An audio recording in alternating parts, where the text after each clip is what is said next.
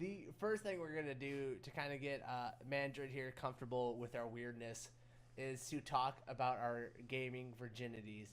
I know, Monica, this is your idea to lead us into this. What are we doing with this segment, dude? Oh, yeah. Well, I was thinking when you're like, oh, we're gonna have Manndroid on, and I'm like, okay, well, we should find out about his gaming virginity, and that's immediately what I thought, and I was like, that's important for everyone to know about, and basically what this is, it's not so much about your gaming. I don't really even care about your virginity, okay? Okay. I want to know what game you kind of lost your virginity to, and this is for you too, Brian. It's for me. Okay. It's for everybody. And would you, in hindsight, with all of the other experiences that you've had afterwards, replace it with something else? Sluts. Or was your gaming virginity special in and of itself? So I guess we'll start with Brian. All right. So, I had a bunch of relationships with different games in my youth. Nothing too serious. A few pecks, a few bean flickings here and there. Nothing too crazy though. Oh God. But the game that really lost my gaming virginity to that I remember to this day would had to be Kid Chameleon from the Sega Genesis. Kid Chameleon was a action platforming game. It was like every other action platforming game out there at the time. A lot of games during that era copied each other. The unique twist to Kid Chameleon was that there were different hats you would pick up throughout the levels.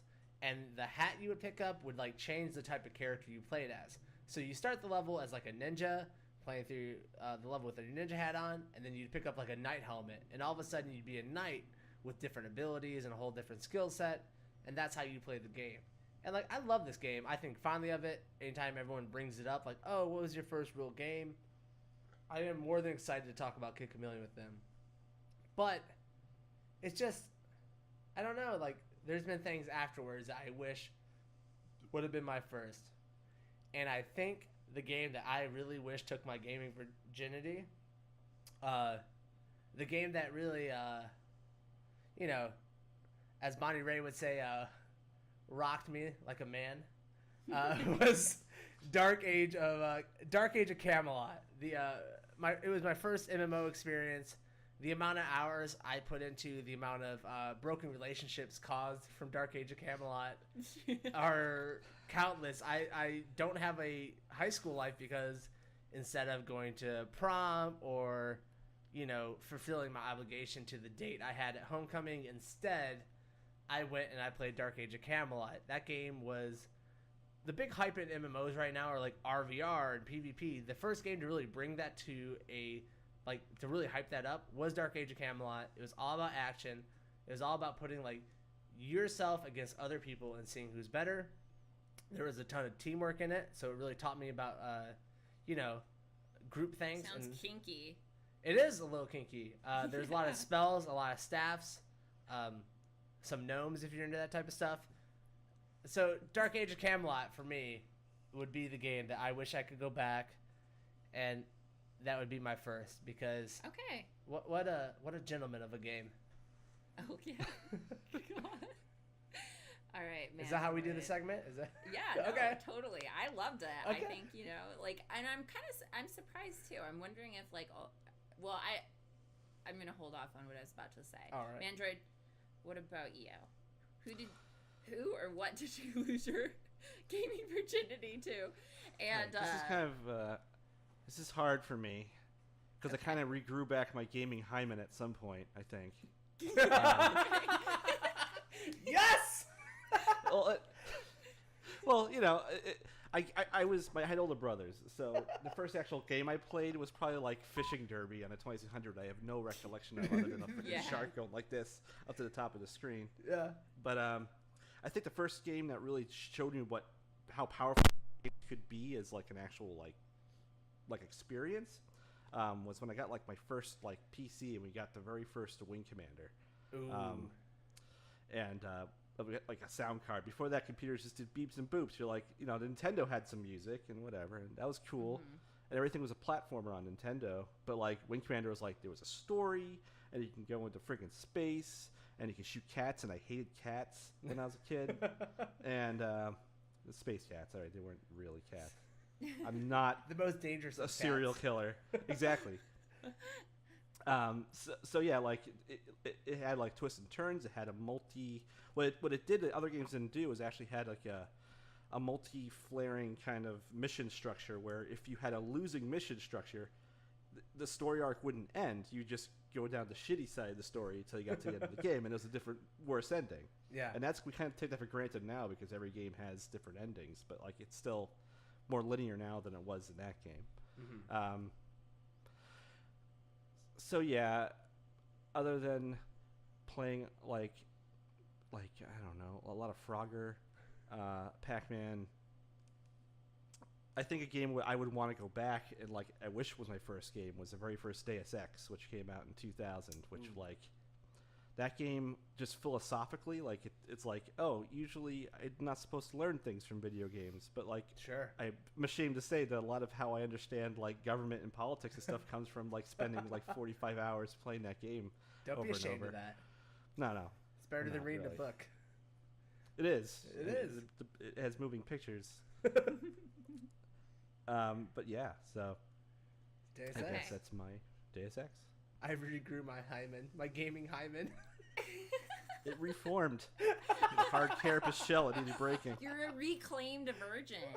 They're Born again. Exist now. You're born again. Yeah, those exist now. They're called reclaimed virgins. That sounds violent. Okay, so for me, yeah, it sounds violent. It kind of does actually. So I guess for me, I'm actually, I don't think I'm gonna change my virginity here. Though I will say that similarly to Brian, there are some kisses, there is some fooling around before the true loss. Yeah. However, don't make it sound so dire. The true loss. The true loss of myself. So no, but here's the thing. I had really low standards. And so that's how this podcast got started. Just he has a microphone. And the very first I shouldn't call this a game, but the very first PC that my family owned was given to us for free by an aunt and uncle, and they gave us this PC for free, and my parents accepted it because it was a PC. Like, of course we're gonna accept it. It's free. Well, it didn't work, and the only program that would run on it was I'm pretty sure it was TurboTax, and so I was like 7 years old. Nice. And did you lose your gaming virginity to TurboTax? I learned. Well, let me get there. Those exemptions. And so my brother and I would fucking turn that puppy on, and we would file our fucking taxes, dude.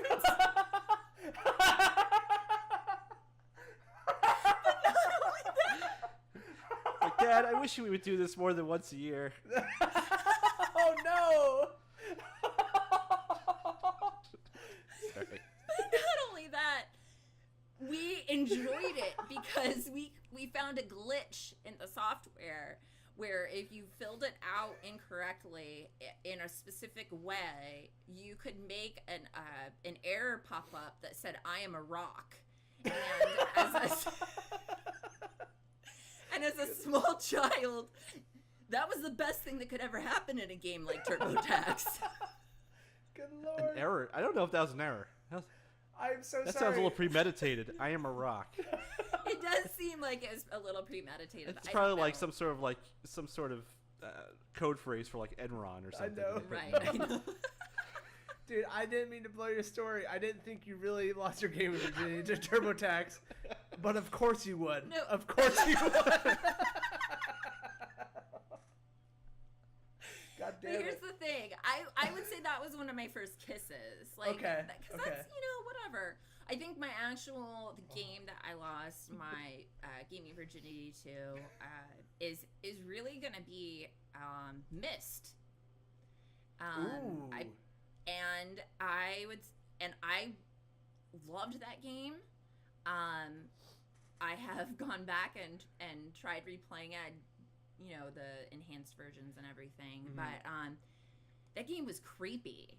Yeah. And I will never forget elements of it, that feeling of loneliness, especially as a child. Myst is almost too adult for kids because it's so isolating. Yeah, you're not ready for it as a kid. Yeah, it was a really intense experience for me, and so, you know, going from TurboTax to straight into Myst later on was like, what have I been doing my entire life? Spreadsheets are not isolating at all. Right. Well, the creepiest part of Myst is that you hear the ocean, but the water never moved. Oh, shit, dude. There's some crazy fucking Twin Peaks shit going on there. There was a lot of weird stuff. So yeah, I think you guys are changing it up, but I'm gonna keep mine the same. I think Myst was probably my is the game that took my gaming virginity, and I'm sticking with it. Nice. So PC gamers here. I was hoping for Lotus books, but Lotus books. Oh man, what was that like keyboard, like typing game that they had? Mavis Beacon. Did you guys ever play that shit? No. Okay. Woo! It teaches you how to type. It teaches you how to type. It's very exciting. Sounds right up my alley. So